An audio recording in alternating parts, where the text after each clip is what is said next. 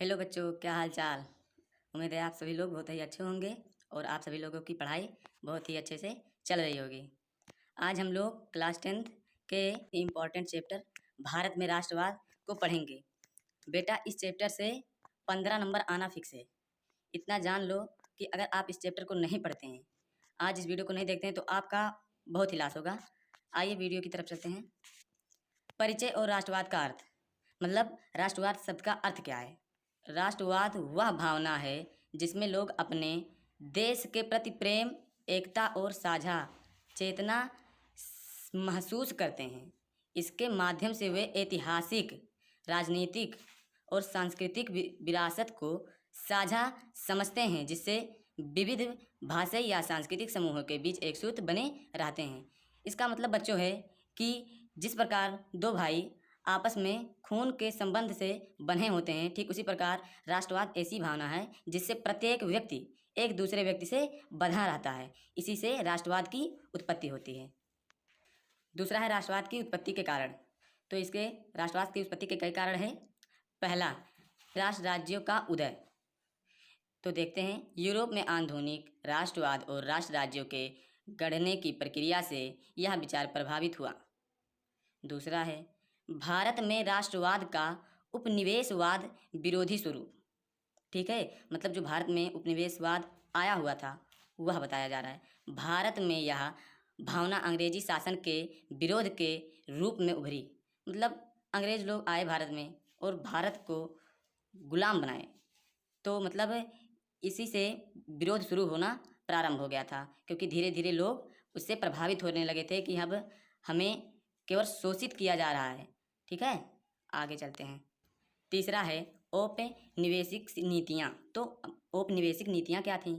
हमने औपनिवेशिकवाद पढ़ा, अब देखते हैं नीतियाँ क्या थी। ग्रामीण उद्योगों और कृषि का विनाश, रेल एवं डाक व्यवस्था की विस्तार, जिससे लोगों में आक्रोश और संगठन का भाव उत्पन्न हुआ। चौथा है भारतीय पुनर्जागरण, मतलब भारतीय लोग थे, उनके अंदर कैसे आक्रोश उत्पन्न हुई। मतलब लोक कथाओं, लोकगीतों, जीवनी, साहित्य और इतिहास के माध्यम से भारतीय संस्कृति का पुनर्मूल्यांकन और गर्वपूर्ण अतीत से परिचय। मतलब लोकगीत, जीवनी, साहित्य और इतिहास आदि बहुत से ऐसे माध्यम थे जिससे भारतीय लोग अपने अधिकार के लिए आक्रोशित हुए। तीसरा, प्रतीक, लोक साहित्य और सांस्कृतिक पहचान।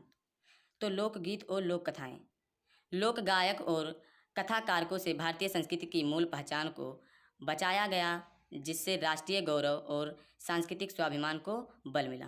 ठीक है, इससे मतलब भारत के लोगों को ऐसा होने लगा कि मतलब हाँ कुछ है, मतलब हमारे पीछे कुछ है, इस यह समझकर वह और मजबूती से अंग्रेजों का सामना करने में सक्षम हुए। प्रतीकों का निर्माण, भारत माता, बंकिम चंद्र चट्टोपाध्याय द्वारा वंदे मातरम गीत के माध्यम से भावनात्मक प्रतीक के रूप में उपयोग किया गया और आगे अवंद्रीनाथ टैगोर ने इसे आध्यात्मिक सन्यासिनी के रूप में चित्रित किया। देखो, जो बंकिम चंद्र चट्टोपाध्याय थे, इन्होंने वंदे मातरम जो गीत लिखा, इससे भारतीय लोग बहुत ही प्रभावित हुए, उनके अंदर राष्ट्रवाद की उत्पत्ति हुई। ठीक है, अब तिरंगा, ध्वज और चरखा। स्वदेशी आंदोलन में बनाया गया तिरंगा बाद में गांधी जी द्वारा स्वराज ध्वज से में चरखे के साथ आत्म सहायता और एकता का प्रतीक बना। ठीक है, एक तिरंगा बनाया गया कि जिससे यह समझ सकें कि मतलब यह तिरंगा हमारे लिए हमारी माँ समान है, और उसके लिए वह राष्ट्रवाद अपने देश के लिए अंग्रेजों से लड़ेंगे। इस प्रकार उनके अंदर राष्ट्रवाद की उत्पत्ति हुई। प्रथम विश्व युद्ध का प्रभाव। तो बेटा, अब प्रथम विश्व युद्ध का प्रभाव क्या पड़ा था? प्रथम विश्व युद्ध में तो भारत शामिल नहीं था, तो प्रभाव कैसे पड़ा, यह भी तो मन में क्वेश्चन होगा ही। एक और सामाजिक असर देखो क्या थे। ब्रिटिश शासन ने युद्ध खर्च पूरा करने के लिए भारी ऋण लिया और कर लगाए, आयकर, सीमा शुल्क आदि। ठीक है, मतलब ब्रिटिश भाग लिया था किसमें? प्रथम विश्व युद्ध में, परंतु अप्रत्यक्ष रूप से भारत ने भी उस युद्ध में भाग लिया था। कैसे? क्योंकि अंग्रेजों ने यह कहा था कि अगर आप लोग हमारा युद्ध में साथ देंगे तो हम आप लोगों को क्या मुक्त करेंगे। 1913 से 1918 के बीच वस्तुओं की कीमतें दोगुनी हो गई। अब भाई युद्ध हो रहा है, जो रुपया पैसा वो खर्चा हो रहा है तो वस्तुओं की कीमतें बढ़ेंगी नहीं, जाहिर सी बात है। तो वस्तुओं की कीमतें दोगुनी हो गई। जबरन भर्ती, फसल खराबी और फिर महामारी के कारण जन क्रोध, असंतोष बढ़ा। जनगणना 1921 के अनुसार अकाल महामारी से लगभग 120 से 130 लाख लोगों की मृत्यु हुई। अब देखो उसी बीच में ये फ्लू महामारी भी आ गई, ठीक है। इससे जनता और भी पीड़ित हो गई। भारतीय राष्ट्रवाद के उदय के 3 कारण। उपनिवेशवाद का विरोध, जिससे लोग आप दूसरा, प्रथम विश्व युद्ध के बाद करों में वृद्धि, आयकर एवं सीमा शुल्क लागू हुआ। मतलब प्रथम विश्व युद्ध के बाद भारतीय लोगों को छोड़ने के बावजूद उन्हें और पीड़ित किया जा रहा था। मतलब कर जो थे उनमें और वृद्धि की जा रही थी। और आयकर सीमा शुल्क में भी अब पैसे लगने लगे, पहले नहीं लगता था, अब पैसा उस पर भी लिया जाने लगा। तीसरा, जनता की आशाएं पूरी ना होने, लोकप्रिय अपेक्षाओं का टूटना। मतलब अब अंग्रेजों ने कहा था कि हम आप लोगों को छोड़ देंगे अगर हम प्रथम विश्व युद्ध में विजयी हो गए, परंतु उन्होंने ऐसा नहीं किया। सत्याग्रह का अर्थ क्या है? तो मैं वैसे आपको बता दे रहा हूँ, मोटी मोटा समझ लीजिए आप लोगों को, क्योंकि आप लोग समझे रहेंगे तो आप लोगों को कोई दिक्कत नहीं होगा, ठीक है। सत्य आग्रह मतलब सत्य के लिए आग्रह, ठीक है। मतलब सत्य के लिए आग्रह करना ही सत्याग्रह कहलाता है। तो आगे देखते हैं।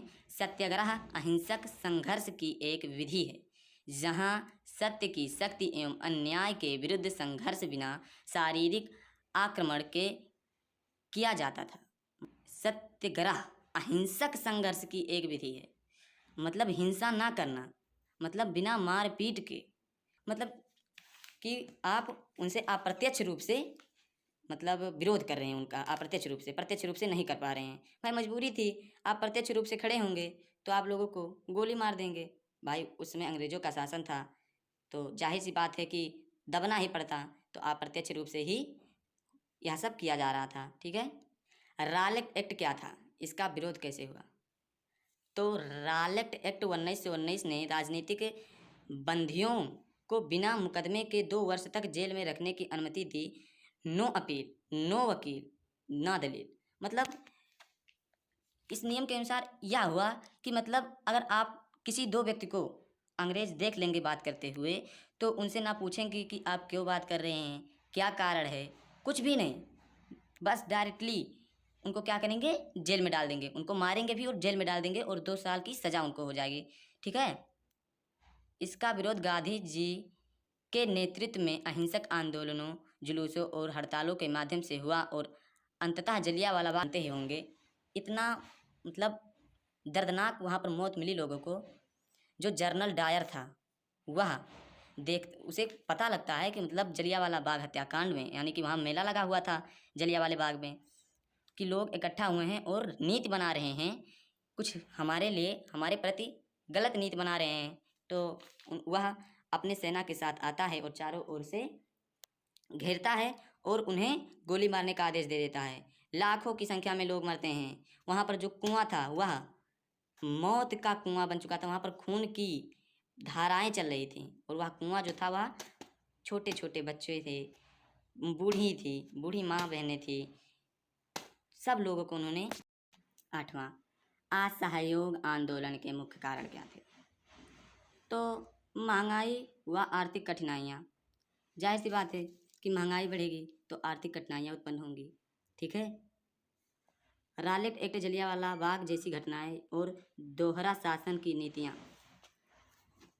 अब देखो उत्पन्न हुआ, ठीक है, क्योंकि गांधी जी ने यह कहा कि अगर आप अंग्रेजों का साथ नहीं देंगे तो वह हमसे जीत नहीं सकते। अगर आप उनका साथ ना दें तो वे हमसे नहीं जीत सकते, क्योंकि यहाँ हम करोड़ों की संख्या में हैं, वे हजारों की संख्या में हैं और वे लोग हम पर शासन कर रहे हैं। इसका मतलब है कि ऐसा कुछ हम लोग कर रहे हैं जो उनके लिए बेनिफिट, जिससे उन लोगों को बेनिफिट मिल रहा है, ठीक है। तो इसलिए असहयोग आंदोलन को चलाया गया और असहयोग आंदोलन भी सफल नहीं हुआ था, ठीक है। मजबूरी में गांधी जी को उसे वापस लेना पड़ा था। या हम दूसरे वीडियो में इसका मतलब डिटेल में बात करेंगे। 9वां, साइमन कमीशन का रिपोर्ट से अंग्रेजों मतलब कांग्रेस क्यों असंतुष्ट थे और उसने कौन सी नई नीति अपनाई। साइमन कमीशन की रिपोर्ट से कांग्रेस क्यों असंतुष्ट थे और उसने कौन सी नीति अपनाई, हम आपको बता देते हैं। पहले हमारी बातों को सुनिए। जैसे कि भारतीय लोगों का कहना था कि जो यह साइमन कमीशन बनाया गया है, कमेटी बनाई गई, इसमें एक भी भारतीय लोग नहीं हैं। ठीक है। दूसरा, हम लोग जो मांगे मांग रहे हैं, अपनी जो मांगे रख रहे हैं आपसे, वो हमारी मांगे पूरी नहीं आप कर रहे हैं। ये सबसे मुख्य कारण थे। ठीक है। देखते हैं। कमीशन में कोई भारतीय सदस्य शामिल नहीं था, इसलिए कांग्रेस ने इसका भरपूर विरोध किया। कांग्रेस ने पूर्ण स्वराज की मांग की। मतलब कांग्रेस में बेसिकली गांधी जी मुख्य थे, तो उन्होंने ही यह बात कही थी। ठीक है। नमक सत्याग्रह मतलब नमक के लिए नमक यात्रा। नमक सत्याग्रह मतलब नमक पर सत्य के लिए आग्रह के प्रभावी प्रतीक था। मेन पॉइंट हम आपको बताते हैं। क्योंकि नमक एक ऐसा चीज़ थी, एक ऐसी चीज़ थी जिसे अमीर गरीब कोई भी हो, भिखारी हो, सब खाते थे। इसीलिए नमक पर कर लगाना बहुत ही मतलब गलत था, क्योंकि इससे गरीब लोग तो असंतुष्ट थे ही, पर जो अमीर लोग थे वह भी असंतुष्ट थे। तो देखते हैं। नमक सभी वर्गों, अमीर और गरीब के लिए आवश्यक था। उपनिवेश ने नमक पर कर लगाया था, इसलिए इसे विरोध का प्रतीक बनाया गया। ठीक है। दांडी मार्च 12 मार्च 1930 को साबरमती में शुरू हुआ और गांधी जी ने समुद्र का पानी उबाल कर नमक बनाया। अहिंसक एवं जनता आधारित प्रतिरोध का प्रतीक था। मतलब गांधी जी 12 मार्च को साबरमती आश्रम से दांडी यात्रा शुरू किए और कुछ समय लगा उन्हें पहुंचने में, मतलब कुछ दिन लगे थे पहुंचने में, और उनके साथ करीब 700 कुछ व्यक्ति चलते चलते एकत्रित हो गए थे और वह समुद्र पर पहुंचकर पानी को उबालकर नमक बनाए। ठीक है। महात्मा गांधी ने दक्षिण अफ्रीका से भारत कब वापसी की। वह जनवरी 1915 में भारत आए, जब वह इंग्लैंड में मतलब वकीली का पढ़ाई कर रहे थे। कहाँ पर? तो वह इंग्लैंड में मतलब लंदन में कर रहे थे, लंदन यूनिवर्सिटी से। ठीक है। चंपारण और खेड़ा किसानों के लिए किस उद्देश्य से आयोजित सत्याग्रह थे। अब चंपारण और खेड़ा क्या था, इसे समझो।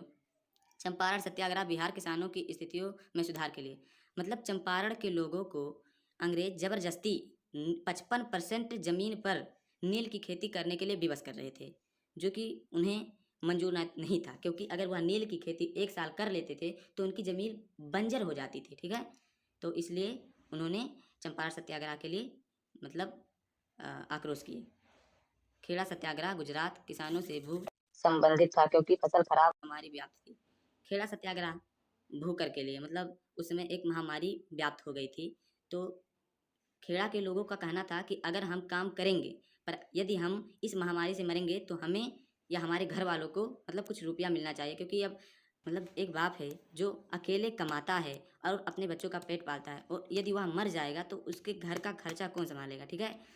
तो इसकी मांग उन्होंने अंग्रेज सरकार से की, तो अंग्रेज सरकार ने इसे बर्खास्त कर दिया, मतलब उसे नहीं माना।